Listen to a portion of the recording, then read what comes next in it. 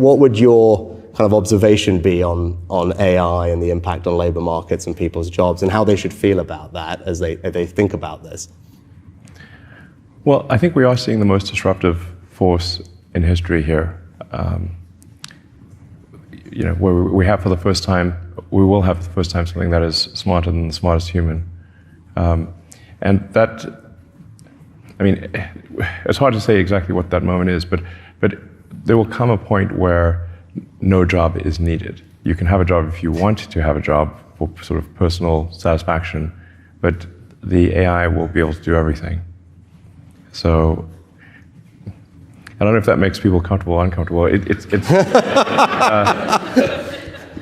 That's why I say if you wish for a magic genie, that gives you any wishes you want, and there's no limit. You don't have those three wish limit nonsense. You just have as many wishes as you want.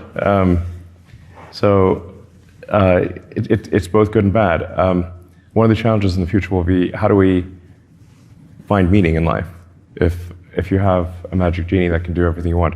Just this week, 275,000 federal workers were fired. President Trump today doubling down on his move to dramatically and rapidly shrink the federal workforce. We want to downsize government, but make it better. That's over 10% of the entire U.S. federal workforce, wiped out in the matter of a few days. Trump administration's beginning mass layoffs of federal workers, impacting multiple agencies. Thousands of workers who handle everything from managing federal lands to caring for military veterans have been fired. Many thousands of these workers were given just 30 minutes to pack up and get out. You're fired. You're fired. You're fired. Get out of here. What we're currently witnessing is the biggest government job purge in U.S. history. A whopping 75,000 federal workers took the buyout, which is basically a severance to resign early. 75,000 federal workers accepted President Trump's buyout program, offered more than 2 million federal workers to be paid through September 30th if they resigned by February 6th. But the real shock, a whopping 200,000 were told to get out with no pay. No warnings, no protections, nothing.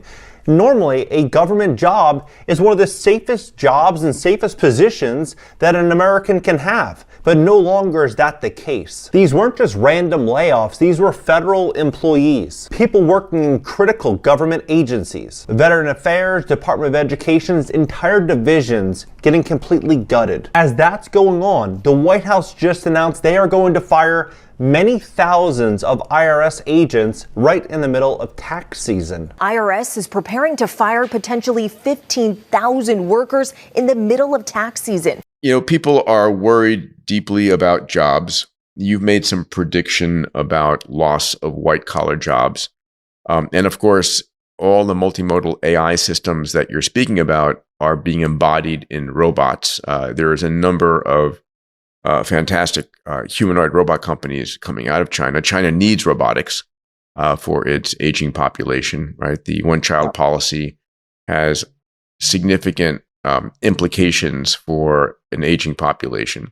Right. Talk to me about, how should people think about jobs, white-collar jobs, and then labor with humanoid robots coming, and what do they tell their kids? What do they do for themselves? How do you think about that?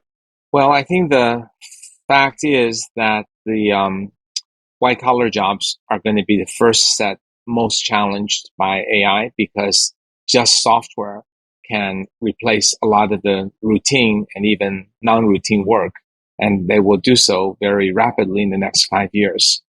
That's, I think, now universally believed. When I wrote about it in my earlier books, it was met with a mixed reaction. So people were surprised. Everybody expected it was going to be blue-collar work leaving first. Yes, right. Because it seems, having intelligence in a white-collar job is harder to replace. But it turns out dexterity is harder to replace, because that's not necessarily solved by the Gen AI technologies. The rapid advancement of AI platforms such as ChatGPT has everyone from librarians to judges to nurses to criminal investigators asking, how exposed is my job? Lots of people are interested in understanding what types of jobs are going to be affected by AI, what policy responses we might want to think about from a societal point of view. This is professor and AI expert Rob Siemens, and he co-authored a paper ranking nearly 800 jobs and their exposure to artificial intelligence, particularly to AI language modeling. So I'm not in the top 20. However, I am number 22 on the list. The methodology takes 52 human abilities used at various jobs as defined by the Department of Labor. So it could be things like inductive and deductive reasoning, image recognition, language comprehension, and to ones that are much more physical. So trunk strength, arm-hand steadiness, something like that. And maps those 52 human abilities to 10 areas where AI most excels. Things like image generation, image recognition, language modeling, and things like that. The more those AI skills and human abilities overlapped, the more a job was determined to be exposed to AI. To focus the study, they did not consider the effects of robots and other automated machines in their research, and that skewed the rankings for some jobs that you might think would be more vulnerable to advances in technology.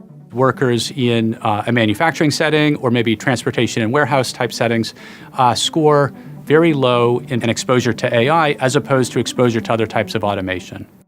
The type of jobs that the study found are most exposed to AI? White-collar occupations, often with high education requirements and higher pay. If you look at the top 20 occupations that are most exposed to advances in language modeling, 14 of those top 20 are professors.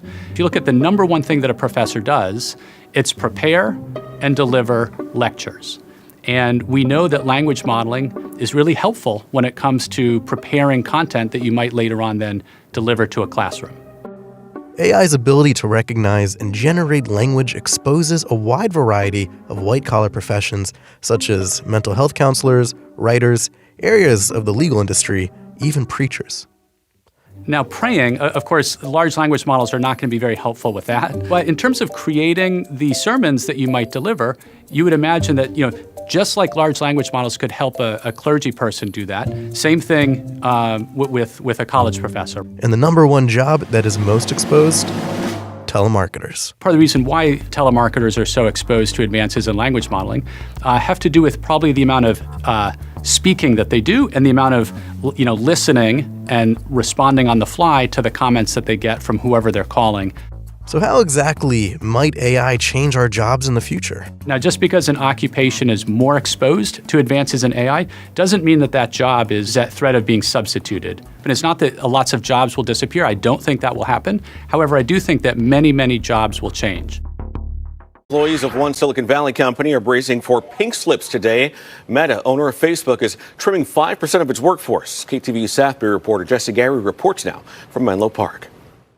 The first day of the work week brings the final day of employment for approximately 3,600 Meta employees. Beginning at 5 a.m. Monday, pink slips went out to what the company calls the lowest performers in an effort to move them out faster. It appears that they are facing some really serious financial hurdles. Not only did they do rank and file, but they also did C-suite executives. So that's eliminating, that's creating more efficiencies, if you will. The company classifies the cuts that impact countries from across the globe as performance terminations. U.S. workers are getting the bad news now. Employees in more than a dozen countries in Europe, Asia, and Africa get let-go notices February 11th through the 18th. Amazon has laid off members of its corporate staff. The company would not say the number of impacted employees, but confirmed they were part of the Communications and Corporate Responsibility Organization. A spokesperson told King 5 it was part of an effort to move faster and strengthen culture. They added, quote, "We don't make these decisions lightly, and we're committed to supporting affected employees through their transitions." So in other news today, we have more layoffs coming to multiple Bay Area tech companies, with hundreds of people set to lose their jobs after both Salesforce and Cruise and Workday announced they're going to make cuts. Yeah, Raina Harvey has more on that, right? Yeah, that's right. So let's get right into it. Salesforce, they're cutting more than 1,000 jobs, and instead they're going to hire salespeople to sell their artificial intelligence products.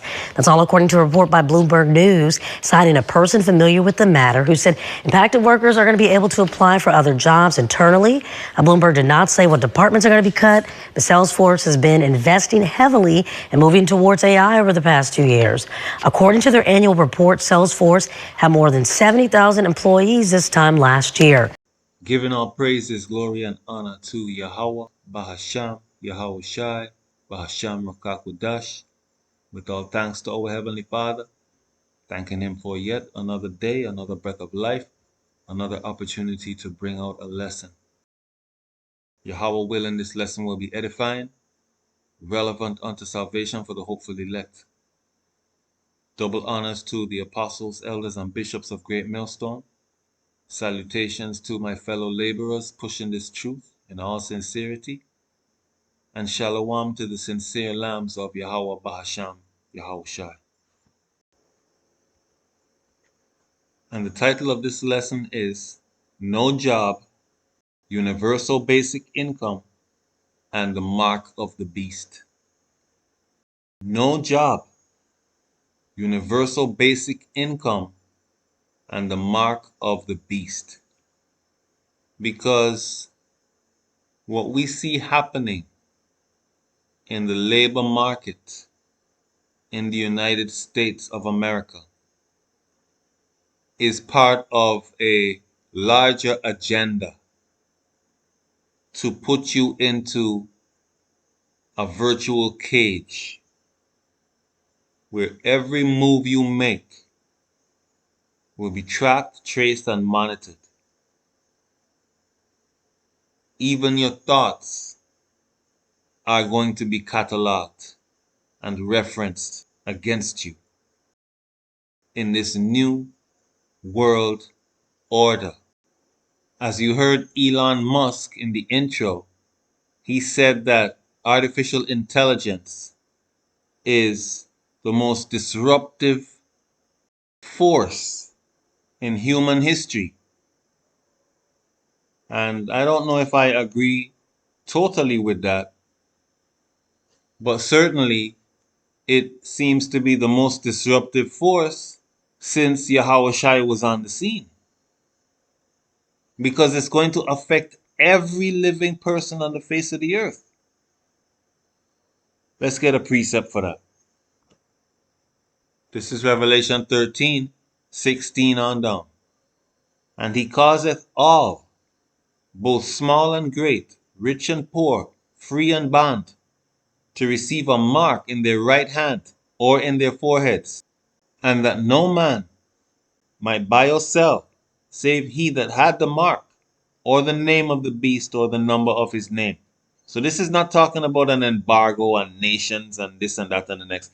This is speaking about human beings, boys and girls, men and women, okay?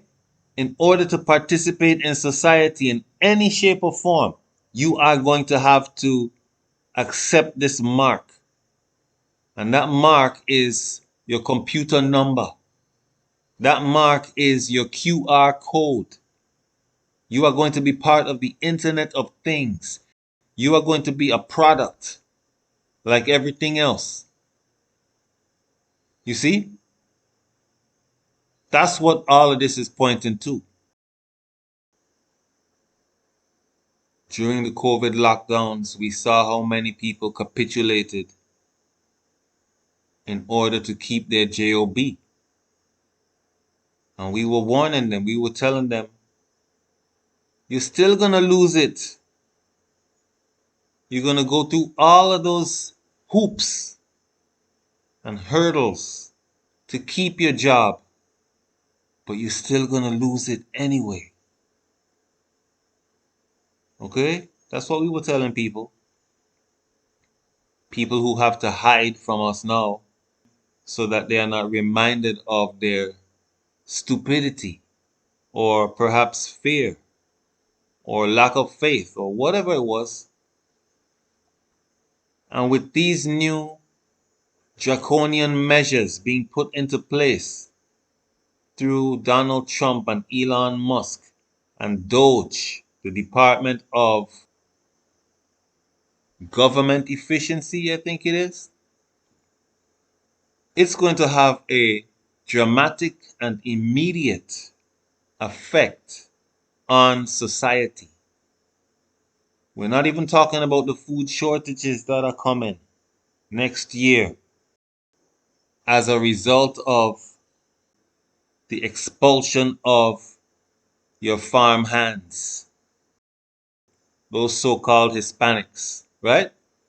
A lot of you so-called foundational Black Americans are going to be starving next year because, you don't understand the whole picture. You're busy setting up divisions between the people who are oppressed, not understanding that your food is processed by them same people, and you ain't willing to do that work. But that's another lesson. The title of this lesson is No Job, UBI, or Universal Basic Income, and the Mark of the Beast. Because what they're doing, right? Matter of fact, this process started a long time ago. It's no coincidence that so-called Black people in America are overrepresented in government jobs. That's no coincidence. That's even the case in many Caribbean islands, where the government is the largest employer. Okay? And all these different allowances and assurances that were given to you for you to feel secure in your position as a slave in America, working a job. All of that was part of the design. They wanted to present government employment, federal employment, as a better option than being self-sufficient and living off of the land. And if you don't believe me, you can go and read that book, The Protocols of the Learned Elders of Zion, to see how they use their education to dissuade our people specifically, and people in general, to not live off the land. So now you're totally dependent on the system, right?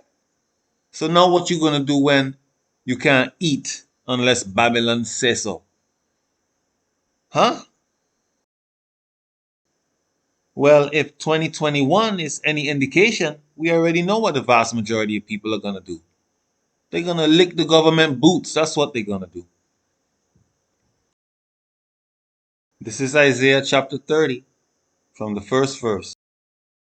Woe to the rebellious children, saith Yahawah, that take counsel but not of me, and cover with a covering but not of my spirit, that they may add sin to sin, that walk to go down into Egypt, and have not asked at my mouth, to strengthen themselves in the strength of Pharaoh, and to trust in the shadow of Egypt. Therefore shall the strength of Pharaoh be your shame, and the trust in the shadow of Egypt your confusion. You see that? Now we know that Egypt there is referencing spiritual Egypt and Sodom, pursuant to Revelation 11 and 8, aka America. And Pharaoh, in this case, is your President Donald Trump, who a lot of you Negroes were trusting in. The rest of you were trusting in Kamala, but it's the same thing. They're just actors, right? Playing a role, doing the bidding of the wicked elite. Who's doing the will of the spiritual demon Satan? Who's doing the will of the Heavenly Father on the left-hand side? Because the Most High controls both good and evil, or else he's not omnipotent now, is he? And that's who we are trusting in. You check it out. Sirach 12 and 10 says, never trust your enemy. But now our people trust in their enemy so much that they can't eat without their enemy's approval. All these high society, white collar people looking down on the farmer, looking down on the mechanic, looking down on the blue collar workers. Well, like we said earlier, the blue collar workers, the farmers, right? These are going to be the high status men in the very near future. Okay? All your lawyers and your doctors and your professors and your computer programmers, right? All of those folks are going to be jobless real soon. Not to mention those goofy pastors that our people adore. They're going to be going radio silent real soon when this tribulation hits. As a matter of fact, they are pretty quiet right now. Don't you think? With all these prophecies going on, what is your Baptist pastor telling you? Your Seventh-day Adventist, your Presbyterian, your Catholic priest, right? What are they telling you? The same thing they were telling you in 1865, right? Regurgitating those same old Bible stories from their slave Bible. I guess, to be truthful, the only addition that they have made in their doctrine is that the Hebrew Israelites are wrong and don't listen to them because they have too much hate and God loves everyone and heaven is for everyone and blah, blah, blah. Bunch of dummies they all are. Bunch of dummies. When Esau, Edom rises up against those Negroes and Negrettes, like he's beginning to do right now, they're going to remember that we warned them. You check it out. Remember, the devil have to be revealed, that man of sin, pursuant to 2 Thessalonians, the 2nd chapter. Right? So, we say, get on with it, Esau. Get on with it, Donald Trump. Yeah, we're rooting for you, man. Ecclesiastes 8:5 says, a wise man understands both time and judgment. And we are in the time of great judgment for 2/3 of the house of Israel, because there's no rehabilitating them in that flesh. They have to be destroyed and come back again in their right minds in the kingdom. Okay? Pursuant to Zechariah 13:8 and 9. They're going to be purified by fire. Yes, and that fire is going to destroy them in the lake of fire. All right? The baptism of fire. You check it out. But the title of this lesson is No Job, Universal Basic Income, and the MOTB. The Christianity Church should be having prayer and fasting and calling for a revival to be preparing for what's coming on the scene. But what are they doing? They're lollygagging, payasing, skylarking, just wasting time doing nothing except trying to come up against the truth.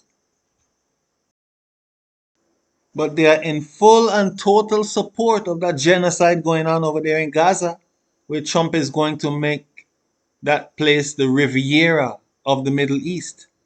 Right? Set up golf courses and Trump towers over those millions of dead bodies. And the church has nothing to say about that, but they're telling us, we the Hebrew Israelites, we hate. But they ain't telling those so-called small hats over there that what they're doing is not correct. When we remind the woman of her place, pursuant to the Holy Scriptures, mind you, they're telling us we're misogynistic. But when the Israelis are over there slaughtering women and children left and right, right? Not a peep out of them. Not a peep out of them. This is Titus, the 1st chapter from the 12th verse. One of them themselves, even a prophet of their own, said, the Cretians are always liars, evil beasts, slow bellies. Verse 13, this witness is true. Wherefore rebuke them sharply, that they may be sound in the faith, not giving heed to Jewish fables and commandments of men that turn from the truth. And those so-called Jews over there, that's nothing but a fable, all right? Fakers. Or if I say it in my Virgin Island accent, fakers. Fakes. That's what they are. And soon from now, we're going to be forbidden from speaking this. And even as I speak, these words are being recorded against me in this wicked society to perhaps be pulled up against me later on in a court of law. while some of you sit back and try to critique these works that we, the men of the Most High, do, but are too cowardly to stand for the Heavenly Father because you fear men. And a man cannot serve, neither can he fear two masters. And that's pursuant to Matthew 6:24. Verse 15 of Titus chapter 1.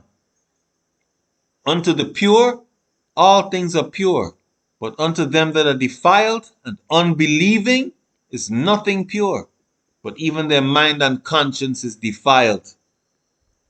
They profess that they know the Most High, but in works they deny him, being abominable, disobedient, and unto every good work reprobate.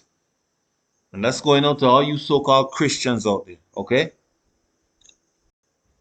It's just utter hypocrisy, man. And I can't wait till the Heavenly Father begins to show his judgment on this planet. I just pray that myself and my family and the elect, we escape out of this madness. All right? But even death will be an escape out of this madness anyway.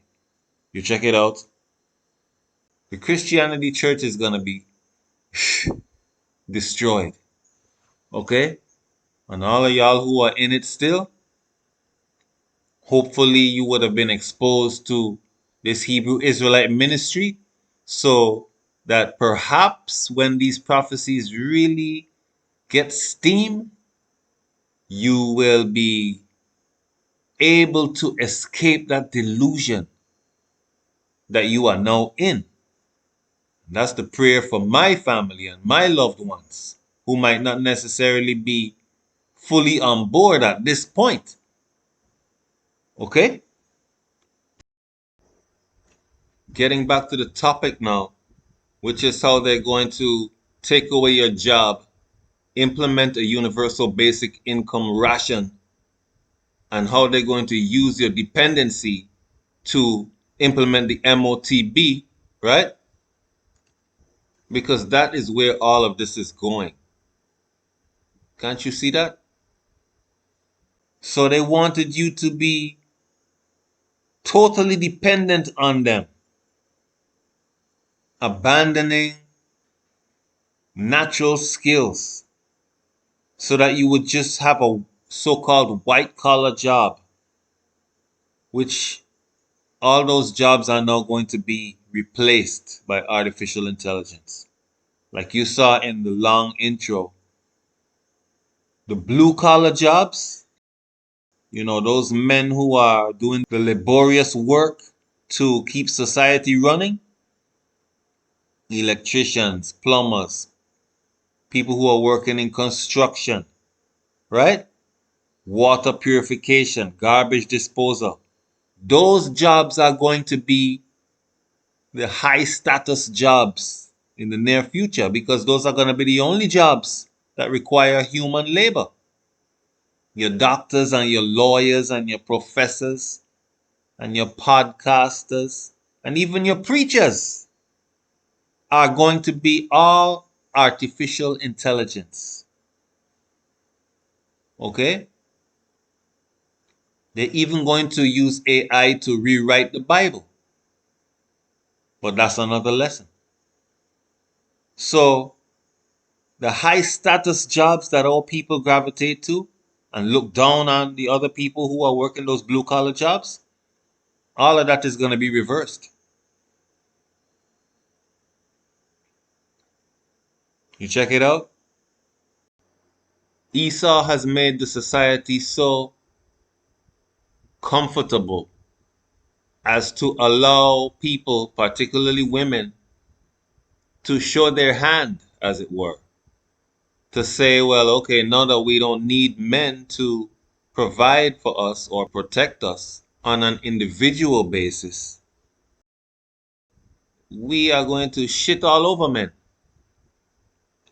and act as if they are disposable and redundant. You see, so men across the world, particularly in Western society, have learned that any relationship with women, by and large, because there are exceptions to the rule, but by and large, women have been just using men for resources. These so-called relationships have been merely transactional, like what you would get from a streetwalker, minus the honesty and add the deception, of course. It was never about any kind of companionship. It was just about, well, I have to put up with them because, I can't protect myself and I can't feed myself, so I'm dependent on them. So therefore, I will be with them. Fast forward to 2025 now, where it's like you have women actually believing that they don't need men, when the society that they so heavily depend on depends on men. Even if men go on strike for a week, you ain't gonna have no food in your grocery store. You're not gonna have any electricity. You're not going to have any water. You're not gonna have any kind of police or any kind of protection at all. And that's what society is heading into. A very dark place. And right now, it's becoming evident that being a single person is going to be extremely difficult, and you might end up homeless. Okay? So after women were convinced that they need to be married to their career and put a family unit and a husband way down on the back burner somewhere and give their best years and their most enthusiastic performance and obedience and submission to their supervisor at work, they come in to find out that that was just a trap and a trick for dumb people. Let's listen to some women confessing just that. The hardest part of being laid off is really realizing that these people are just not your friends. I worked with these people for 2 years. I got laid off in August. It is now the end of January. I have not heard from anybody, like not one person. But what I can see is them looking at my LinkedIn, like stalking my LinkedIn. I could see you when you do that. But it's like you work with these people for years and they don't care about you. But then on the other hand, if you aren't social with them, then you're a bitch and you are also on the chopping block. So you can't win. No, I was not laid off due to any performance. Like, in fact, my performance was phenomenal. Like, I blew it out the water. I know my salary was a little bit higher than everyone else's, so I'm just going to chalk it up as that. But when you're either not personable enough or too personable, you will always be on the chopping block. Especially if you're a person of color. Like, I have to... So I gotta overlaugh, overperform, go to these happy hours that I probably don't even want to go to because honestly, I don't like drinking at work no more. All for y'all to just forget about me. Like, I have to create fake friendships that take my energy from my real people for y'all really not to give two craps about me. Anyway, I'm interviewing today. I have 4 interviews this week. I've just done 1. I have 1 more today and then 2 more later on this week. Wish me luck, guys. I really need a job.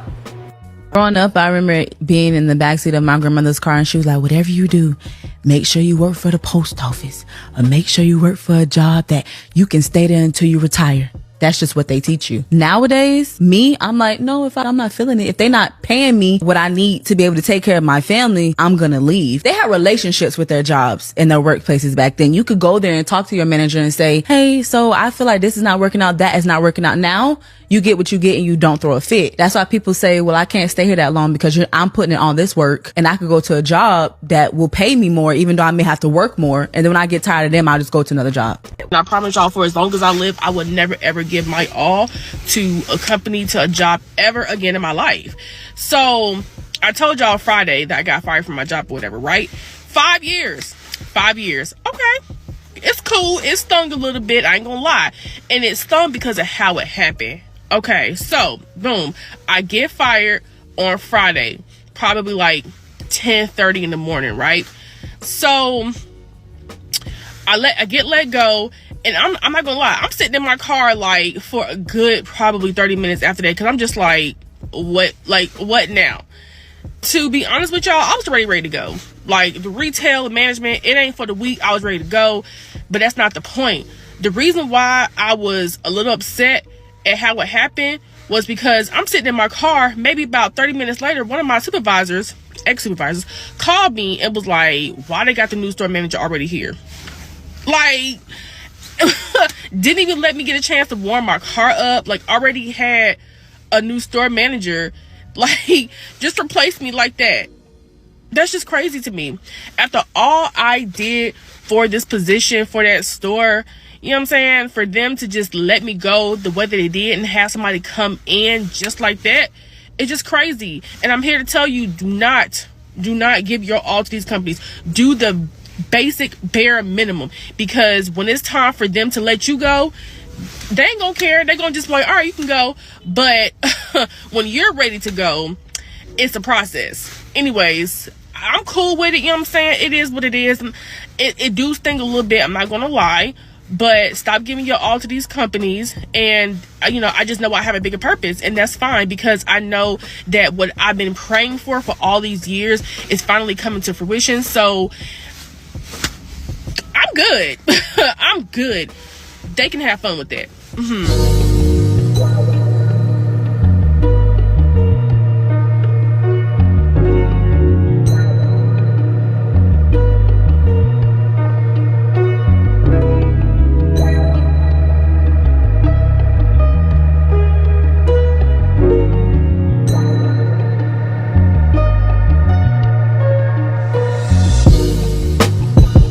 I'm just tired of living in circles. Like, I work so much and I have nothing to show for it. Like, nothing at all.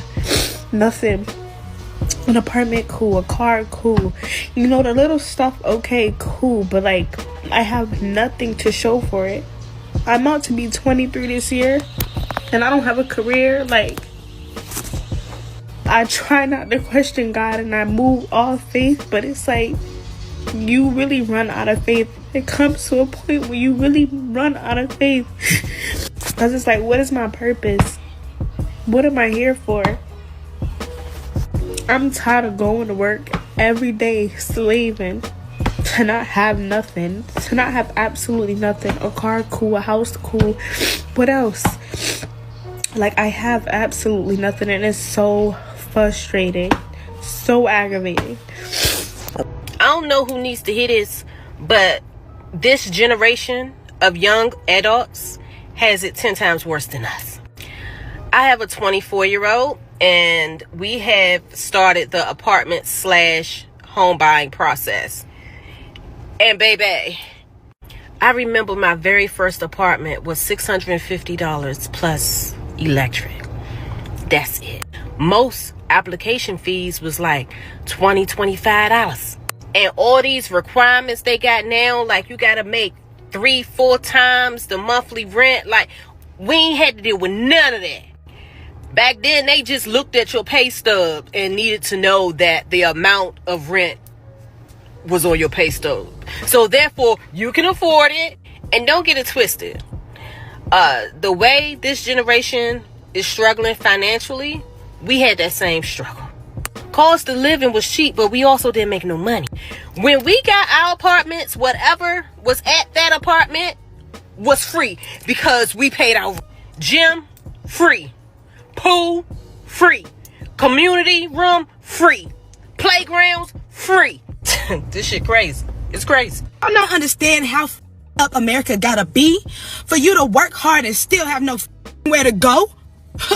It's just like, oh my gosh, when is it all going to end? Like, y'all, it's so bad to the point where even though you work, you more than likely can't even eat every day. Not even 3 times a day. Me, none. Yet they expect us to keep working with a smile on our face. All of that. I be seeing why people don't want to work. They pay us a little bit of money, but make everything expensive. I'll be damned if I'm putting my life on the line for $14, $15. And then the whole time, yo get hurt or die at the job you're at. So now you done fucking wasted your whole life being a hard worker to a company that don't give about what you got going on. Don't give a that you don't have nowhere to go. Just don't give a good goddamn. And certain people will never understand the frustration. You guys will never understand unless you're going through it. There is no reason why hard workers can't afford to eat, can't afford to live, can't afford to pay rent. It is so much. And I just wanted to let everybody out there know, okay? If you are deciding to bring your to America, hold on, y'all. Stay the over there. Do not come over here. Please. I beg of you. This shit sucks.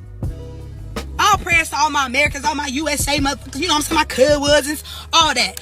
We gotta figure something out, because this ain't gonna work for me.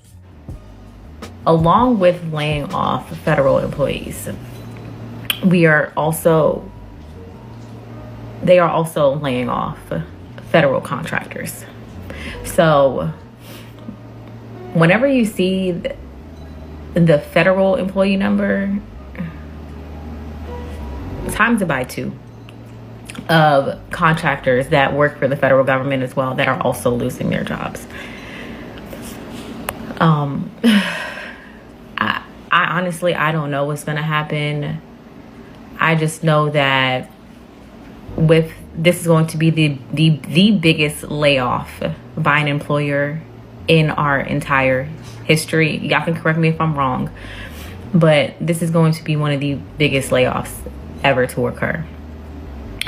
If private industry can see that they can get away with doing this in the federal government, this is going to happen in the private sector as well. There are going to be so many people without jobs, and there are going to be no jobs for anyone. And this is where AI comes in.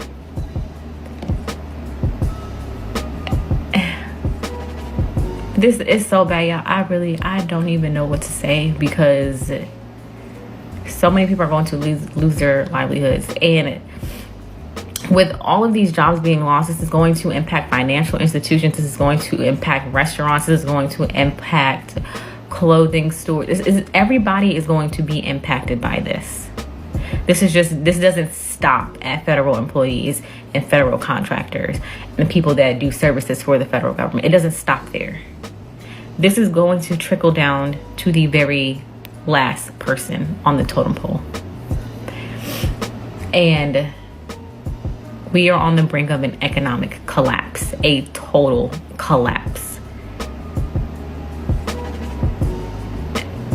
I don't know what else I can say for people to kind of understand what's happening, but the federal government does so much and helps so many areas by way of grants and, other means of funding, and that's no longer going to be here. Along with them cutting off Medicaid, Medicare, and Social Security. I really don't know what we as a group of people are going to do. And I'm gonna say this, because if this has nothing to do with being Democrat, this has nothing to do with being Republican, this has nothing to do with being an independent. This is a non-political issue, and we are all going to be impacted by this. At some point, as a collective, we have to put this politic bullshit aside, because again, politics in this country are used as a divisive tool. It is literally us working class people against these billionaires. They don't give a shit about any of us. And at some point, we all have to come to that realization and wake the fuck up. So I think that's all I'm gonna have to say about that. I hope they actually upload this video, because every video that I try to make about anything at this moment, except for pop culture shit, is up for review and they won't post. So I can only hope that this even gets uploaded at this point, because I don't know, and I'm really even thinking about deleting this app, because it's like, well, what the fuck is the point?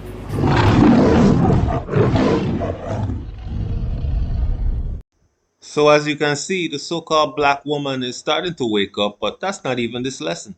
The title of this lesson is No Job, Universal Basic Income, and the Mark of the Beast. Because all of these things that they're doing, starting with making society so comfortable in order to remove the skill sets of survival from the general population, making the population so dependent on the system, only to pull the rug out from everyone once they had lost all of those skills, which is what we see beginning to happen now, has just been an elaborate plan to rob you of your soul.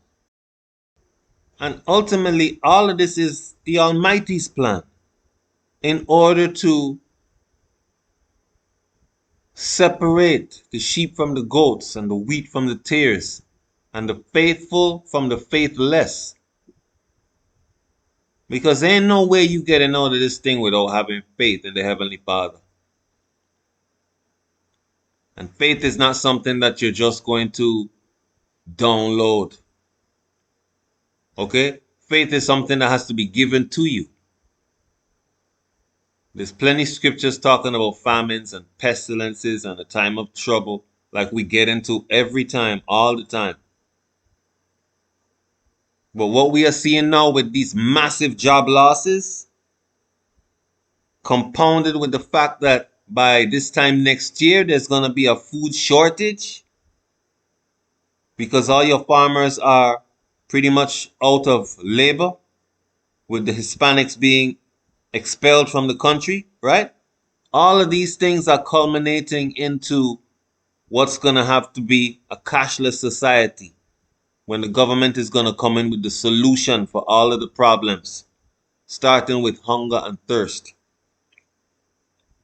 And people are going to have to decide whether they want to have faith in the Heavenly Father or whether they're going to take the government handouts. And our people, by and large, especially our women, have been trained to suck from the government's nipple, all the while professing that they don't need a man.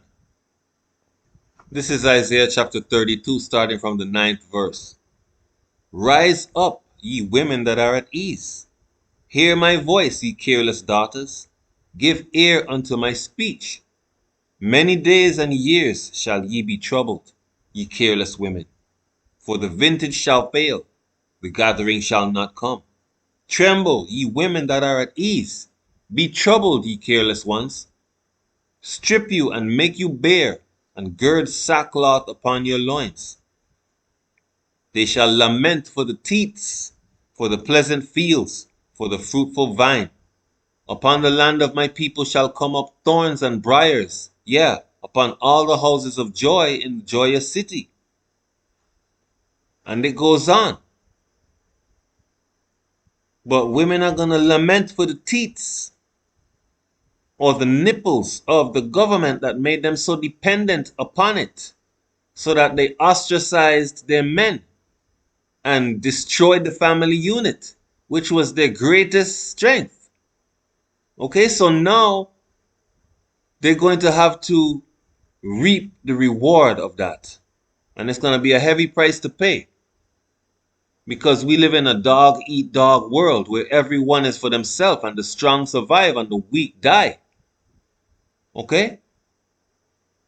All of this is culminating into you being put in such a place that you need help.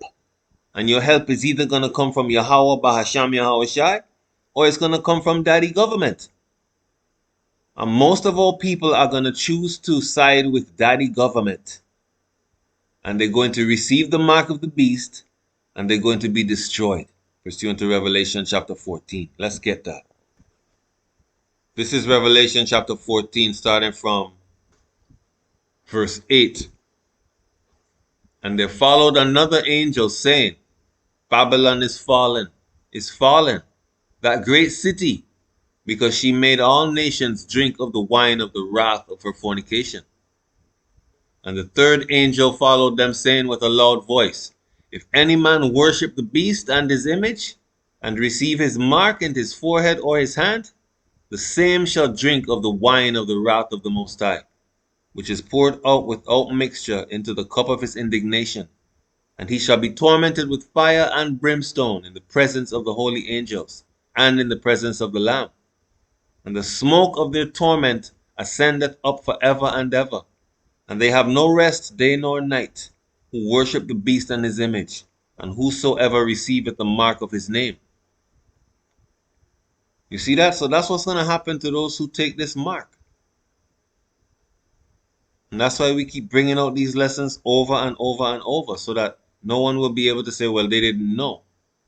Because if you're seeking the truth, you're going to find it. Okay? So with that, we're going to give all praises, glory, and honor to Yahawah, Bahasham, Yahawashi, Bahasham Rakakudash. Shalom.